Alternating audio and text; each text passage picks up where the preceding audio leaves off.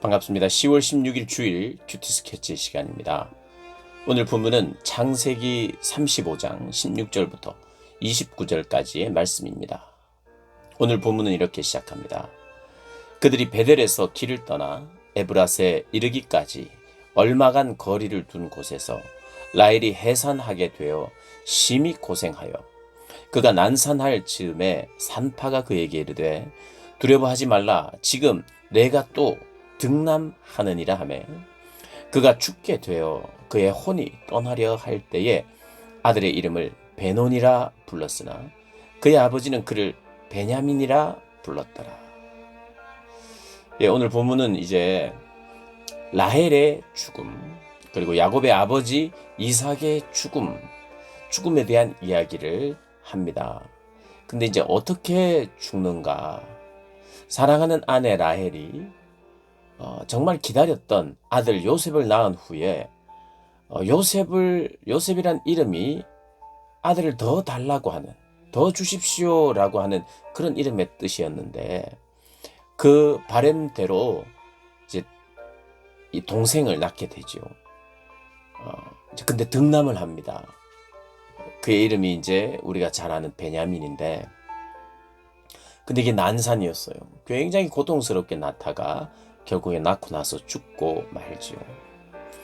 아들을 더 달라고 하는 바람이 성취되면서 동시에 그가 죽게 됩니다. 굉장히 큰 비극이죠, 비극. 아내를 잃고 아들을 얻었어요.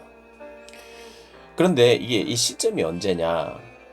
신앙 부흥을 꿈꾸며 자신의 그 모든 것들, 우상을 제거하고 의복을 바꿔 입고 뭔가 이제 결단을 하고 이제 우리의 가족이 신앙으로 새롭게 한번 거듭나기를 원한다라고 하는 결단 이후에, 베델로 올라간 이후에 생긴 이야기예요. 어떻게 보면 우리는 신앙의 회복이 있고 신앙의 부흥이 있으면 우리의 삶에 좀 이제는 좀 평안이 있고 좀 갈등도 없고 비극도 없고 또 죄도 그렇게 없었으면 좋겠는데, 오늘은 참 비극이 생깁니다. 아버지도 물론 아버지는 나이 들어서 180세에 죽게 되죠. 오늘 본문에 180세, 28절에 이삭의 나이가 180세 때 나이가 많고 늙어 기운이 다해서 죽었어요. 물론 그래도 슬픔이죠. 그리고 아내의 죽음이 나옵니다. 그리고 또 중간에는 장자인 루벤이 자신의 첩 빌하를 범합니다. 성적으로 동침을 하지요. 페류나 아닙니까? 페류나. 아버지의 부인을 상대로 이런 어떤 비극적인 일이 계속 야곱의 생애에 생기는 걸 봅니다. 참 의문이에요. 과연 하나님은 우리를 회복시키시고 신앙적으로 회복시키신 뒤에도 어찌 이런 삶을 허락하실까? 고개가 갸우뚱해집니다. 참 야곱의 인생에 바람잘 날이 없이 이렇게 계속해서 그의 인생에 이런 참 우여곡절이 많을까? 이런 생각이 들 만큼 신앙 부흥 후에 이런 일이 생기는 것에 참 안타까움이 있습니다. 그런데 오늘 본문을 통해서 또 그 이름을 짓는 것을 통해서 또 야곱이 그 이름을 바꾸는 것을 보면서 우리가 교훈을 얻어야 되는 것이 있는데, 무엇이냐면 이 라헬은 죽으면서까지 이 아들을 생각하면서 이 베논이라고 짓자. 이 베논이는 슬픔의 아들이에요. 그러니까 너무 슬프죠. 내가 이제 요셉을 낳은 후에 아들 한 명을 더 낳기를 원했는데 아이가 지금 태어나고 있는데 자기 죽음을 직감한 거예요. 내가 정말 바라고 원했던 아들이 한 명 더 이렇게 태어나는데 나는 죽는구나. 나에겐 참 슬픔이다. 그래서 슬픔의 아들이라고 하는 이름으로 베논이라고 지으면서 베논이라 불러달라 그랬어요. 그런데 야곱의 야곱이 베논이라고 짓지 않고 비슷한 발음에, 그러나 뜻은 정반대의 베냐민이라고 이름을 부르고 지었어요. 베냐민은 무슨 뜻이냐 하면 행복의 아들입니다. 행복의 아들. 어떻게 보면 아내가 죽었는데 이게 행복하단 말인가? 우리가 그렇게 생각할 수는 없어요. 아들의 죽음, 아니 아내의 죽음, 아내의 죽음이 가져다 준 것이 새로운 생명이구나. 아내의 생명 대신 얻은 새로운 생명. 아내의 죽음을 생각하고 그것을 슬픔으로만 생각해서 이 아들의 이름도 슬픔이요, 앞으로는 계속해서 우리 가운데 슬픔이 있을 것이다라고 하는 생각과 관점을 그렇게 잡지 않고 오히려 하나님이 새 생명을 주셨으니 이 새 생명이 희망이 되고 이 새 생명은 어쩌면 우리를 더 행복하게 해줄 것이라는, 하나님이 허락하셨다면 신앙의 회복을 통해서 신앙의 부흥을 우리가 경험한 후에 또 이런 아픔 같은 것이, 아픔과 기쁨이 공존하는 이런 어떤 내 삶에서 나의 관점과 초점이 슬픔에 머물지 않고 행복, 그 행복에 머무는, 하나님은 이 아이를 통해서 행복하게 하실 것이다, 그런 어떤 마음과 관점으로 이 사건을 보기 시작한다는 거예요. 야곱에게. 우리가 흔히 우리 신앙생활 속에 참 여전히 하나님은 함께 하신다, 그 하나님께 믿음으로 감사해라 라고 하는 것은 어떤 면에서 우리의 관점을 바꾸어야만 가능한 것 같아요. 굉장히 큰 슬픔이 닥칠 때, 내 힘으로 어떤 것도 할 수 없을 것 같을 그때 하나님이 그 일을 통해서 오히려 예전에 몰랐던 하나님을 더 깊이 만나는 경우가 있고 깨닫는 경우가 있죠. 결국 베냐민은 행복의 아들이었고, 나중에 이스라엘 역사를 통틀어 보면 이제 이 12명이라고 하는 이스라엘의 기원이라고 할 수 있는 이 지파, 12지파가 이제 완성되는 거죠. 11명의 아들이 있었는데 이제 마지막 아들 12명이 채워짐으로 말미암아 이 구약시대 이스라엘의 어떤 근간이 되는 12지파가 이렇게 완성이 되면서 마지막 아들의 이름이 베냐민인데 이 아들은 행복의 아들이라는 거예요.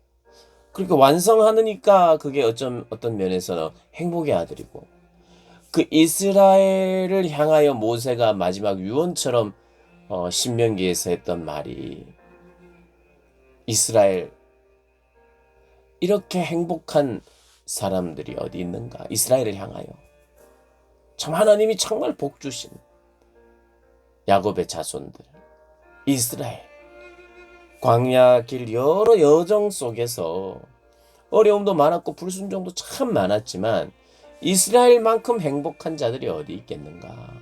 왜요? 하나님이 동행하니까.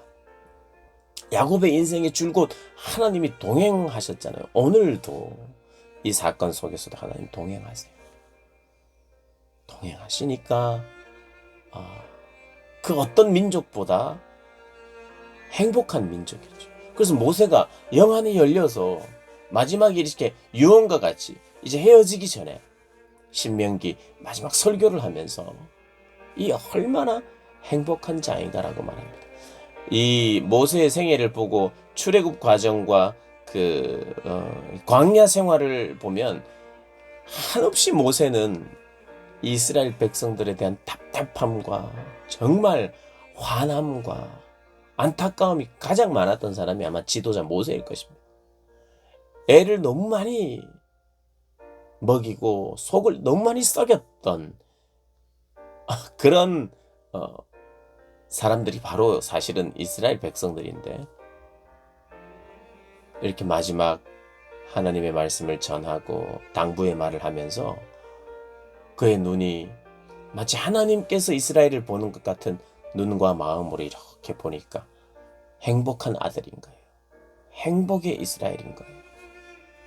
결국에는 야곱의 생애도 슬픔과 아픔과 자신의 부족함으로 말미암아 우여곡절이 너무 많지만, 그럼에도 불구하고 마치 베냐민의 이름처럼 그 야곱도 하나님과의 동행 때문에 참 행복한 그런 존재고, 그의 백성들 이스라엘도 그런 존재고, 또 영적인 후손인 영적인 이스라엘인 우리도 하나님이 동행하기 때문에 정말 행복한 존재라는 것.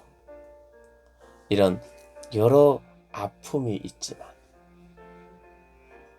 또 자기 아내 첩을 장자가 범하는 일이 있지만, 거기에 대해서는 더 이상 어떤 침묵할 뿐이에요. 보니까 야곱은 침묵할 뿐이에요.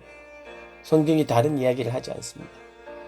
나중에 물론 이제 자녀들을 축복할 때에 르우벤에 대해서는 저주가 나가지만, 어쨌든 야곱은 하나님께 다 맡기면서 자식의 문제에 대해서도 하나님께 온전히 맡겼던 것 같아요. 근데 이제 우리 눈에 들어오는 것이 라헬이 죽음에 에브라고 베들레헴에 장사되었다. 베들레헴에 장사되었다. 베들레헴은요, 예수님이 태어난 곳이죠. 새 생명이 근원이신 예수님이 태어나신 곳인과 동시에, 예수님이 태어나서 동방 박사들이 예수님을 찾으러 가다가 헤롯 왕궁에 들어가는 바람에 예수님의 아기 왕의 오심에 대해서 이야기하다가 헤롯이 나도 경배하겠다, 찾으면 나한테 말해라 그랬는데, 하나님께서 꿈에 이 동방 박사들이 헤롯에게 돌아가지 않도록 말씀하시고 이렇게 하자, 헤롯 왕이 이게 아기 왕이 태어났다고 하는데 그놈을 죽이려고 동방 박사들에게 나도 경배하겠다고 거짓말을 한 것이거든. 그런데 동방 박사들이 돌아오지 않자 그 지역, 베들레헴 근처의 지역의 아이들을, 2살 이하의 남자아이들을 다 죽여버리는, 새 생명의 탄생 때문에 또 죽음이 있는, 죽음과 생명이 함께 공존하는, 또 죽음을 통해서만 어쩌면 참된 생명이 나게 되는 그런 어떤 교훈이 있는 장소가 또 예수님의 탄생지인 베들레헴일 수 있다는 것.